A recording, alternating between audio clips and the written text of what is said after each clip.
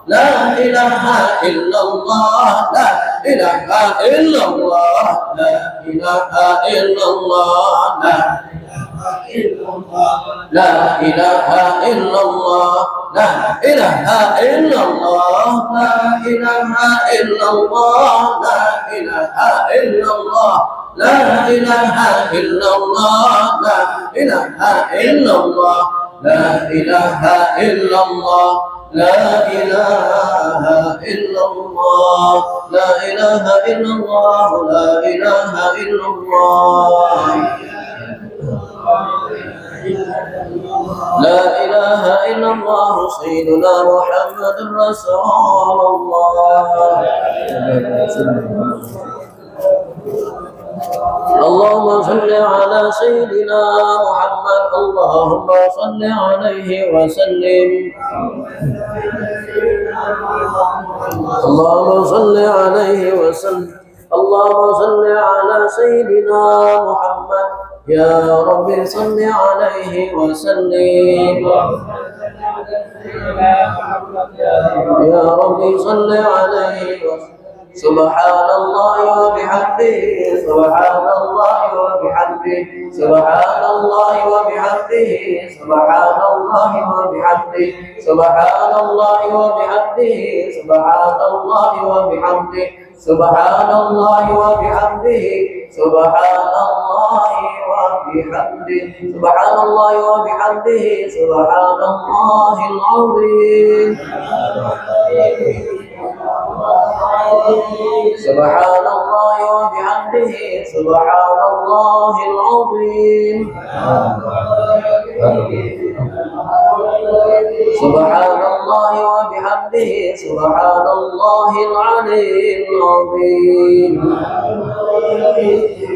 سبحان الله العلي العظيم يا الله يا الله يا الله يا الله يا الله يا الله يا الله يا الله يا الله يا الله يا الله يا الله اللهم صل على حبيبك سيدنا محمد وعلى آله وصحبه وسلم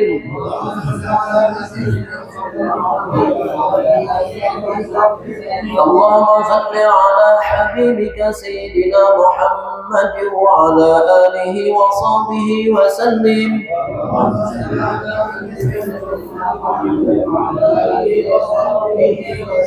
اللهم صل على حبيبك سيدنا محمد وعلى آله وصحبه وبارك وسلم أجمعين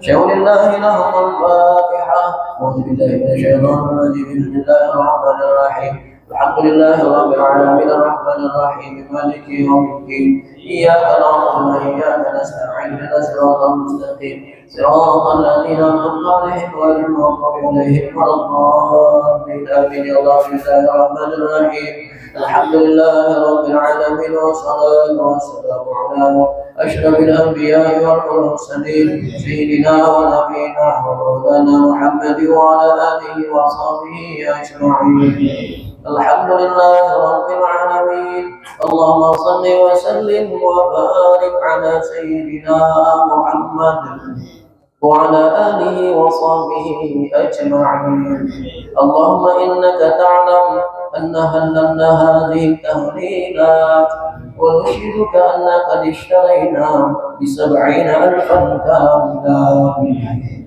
إنما Lina binti Salman Fatmawati binti Rusli M. Arsyad bin Muhri Siti Rohani binti Tuhalus Siti Fatimah binti Kutib Rusliyati binti Idrus Abdul Hamid bin Sabri Hajjah Tinur binti Marakin Bida'an lahum minan nar Allahumma taqabbalha minna wa atibhum minan nar Birahmatika ya arhamar rahimin اللهم إنك تعلم أن هللنا هذه التهليلات ونشهدك أن قد اشترينا ب70,000 كاملات فداء لهم من النار اللهم تقبلها منا وأنتقهم من من النار برحمتك يا أرحم الراحمين. اللهم إنك تعلم أن هللنا هذه التحليلا ونشهدك أننا قد اشترينا ب70,000 كاملا فداء لهم من النار. اللهم تقبلها منا وأعتقهم من النار برحمتك يا أرحم الراحمين.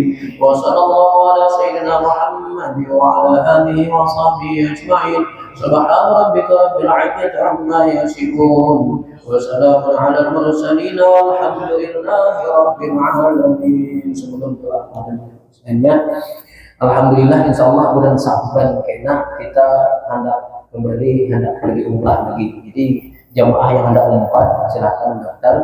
Harganya lebih kurang yang tahun dahulu 26, mungkin naik hanya 26,5. Insyaallah ini sudah mendaftar hampir separuh.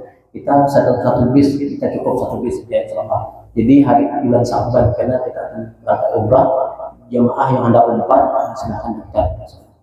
Al-Fatihah. Bismillahirrahmanirrahim. Alhamdulillahirabbil alamin arrahmanir rahim maliki yaumiddin iyyaka na'budu wa iyyaka nasta'in ihdinas siratal mustaqim siratal ladzina an'amta 'alaihim ghairil maghdubi 'alaihim waladdallin. A'udzu billahi minasyaitonir rajim. Bismillahirrahmanirrahim.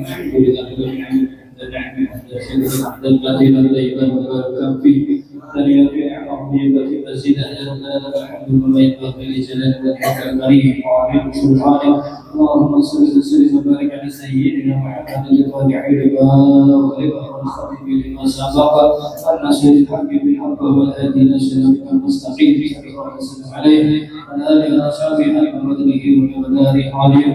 اللهم اغفر وارحم واستر على سيدنا محمد. اللهم اغفر وارحم واستر على سيدنا محمد. اللهم اغفر وارحم واستر على سيدنا محمد صلى الله عليه وسلم. اللهم ربنا تقبل وانزل ثواب ما قرأناه من القرآن العظيم وما حفظناه وما سبحناه وما استغفرنا وما استمتعنا على سيدنا محمد صلى الله عليه وسلم. حسية مسجدا ورحمة نازلة ولك نفسا بنا حبيبنا اشهدنا وقضاء محمد صلى الله عليه وسلم وعلى آله وأزواجه وولده وذريته وأتباعه أجمعين وعلى آله وعلى جميع إخوانه من الأنبياء والمرسلين والخلفاء الراشدين والشهداء والصالحين والصحابة والتابعين والعلماء العاملين والمصلين والمخلصين والجاهدين والجاهدين والمجاهدين في سبيل الله والتابعين بين الجميع الملائكة المقربين خصوصا سيدنا سعد بن الكيلاني ونبره آبائنا وأمهاتنا وجداتنا وجداتنا ورسولنا وربعنا وسيدنا وسيدنا ورسولهم وقرائهم بيوتنا وراحلين يا عبد الله وتابعنا على أهل المجلس بخصوصا حاجاتها جمال بيده حسنه khusus Ibrahim Al-Marhumah Haji Ismail bin Ismail Haji Maimunah bin Sedikit Imam bin Qasim Ikan Rina bin Cipang Sahibah bin Fatihah Aswad bin Ma'il Syariah bin Samad Dia Syekh Haji Amri Kurniah bin Abdul Ghani Fatimah bin Nabiyah Zaidin bin Sanad Asnawi bin Agas Bihar bin Sahad Jamah bin Usman Burdani bin Jumri bin Nawati bin Haji Ahmad bin Maksudin Fatimah bin Jalil Haji Ahmad bin Haji Amri Zahrabayah bin Sahid Islam bin Arafan Abdul Samad bin Arafan Asmah bin Arafan Baharah bin Arafan Samsidah bin Samsuri Sabra bin Haji Abdul Ghani Samsuri bin Hasim Yunus bin Suri Nurmah bin Suri Abdul Murad bin Simas Yah bin Jigam Laur bin Majid Zahra bin Ka'ah Ajah Salabiyah bin Liman Ajah Haidar bin Udeh Ajah Sidi Sabra bin Haji Sahimi Haji Zulkifli bin Haji Abdul Wahab Ajah Nasrah bin Haji Ali Sarkawi bin Jahri Haji Fadli bin Haji Usman Ajah Naim Ajah Halillah Ajah Hadiyah bin Haji Saman Haji Ijah bin Marul Haji bin Haji Walugin Putera Sulah bin Abdullah Ajah Suhagi bin Ramliman Sinarwati bin Sayyidina Senau Haji Manak bin Muda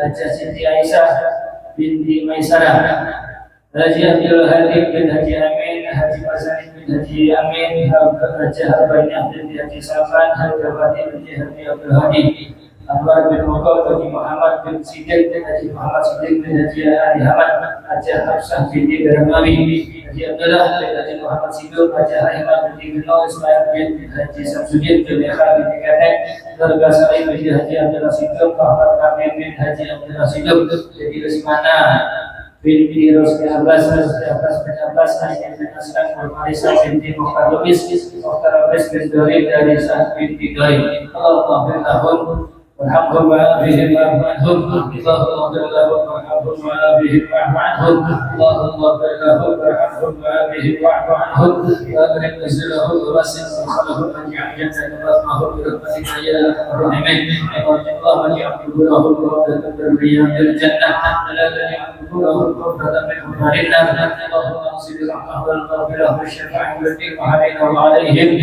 wa lisajil Allah wa qubur al-muslimin wal muslimat wal mu'minin wal mu'minat wa la ilaha illallah Muhammadur Rasulullah sallallahu alaihi wasallam Rabbana ighfir lana wa li ikhwanina alladhina sabaquna bil iman wa la taj'al fi qulubina ghillan lil ladzina amanu rabbana innaka ra'ufur rahim Allahumma shalli wa sallim wa barik ala sayyidina Muhammadin sallallahu alaihi wa sallam الأهوال والآفات وتغفر لنا بها جميع الحاجات وتطهر لنا بها من جميع السيئات وترفعنا بها بعد الدرجات وتبلغنا بها مسا الخير من جميع الخيرات في الحياة وبعد الممات إنك سميع قريب مجيب الدعوات اللهم صل وسلم على الحاجات من المساكين وعلى آله وصحبه وبارك وسلم ناصرا اللهم بأسمائك بشفائك ودوائك بدوائك وعافاك من بلائك الكريم اللهم بأسمائك بشفائك ودوائك بدوائك وعافاك من بلائك الكريم اللهم بأسمائك بشفائك ودوائك بدوائك وعافاك من بلائك الكريم سبحان الله العظيم وهو لا يجلد اللهم إنا نسألك الله العظيم ورب العرش العظيم أن يسقيه يا مولانا يا رب العالمين اللهم انصر إخوانك المسلمين والمجاهدين في فلسطين ربنا آتنا في الدنيا حسنة وفي الآخرة حسنة وقنا عذاب القبور وقنا عذاب المحشر وقنا عذاب النار ربنا تقبل منا إنك أنت السميع العليم وتب علينا إنك أنت التواب الرحيم وصلى الله على سيدنا محمد وعلى آله وصحبه وسلم سبحان ربك رب العزة عما يصفون وسلام على المرسلين والحمد لله رب العالمين تقبل الله منا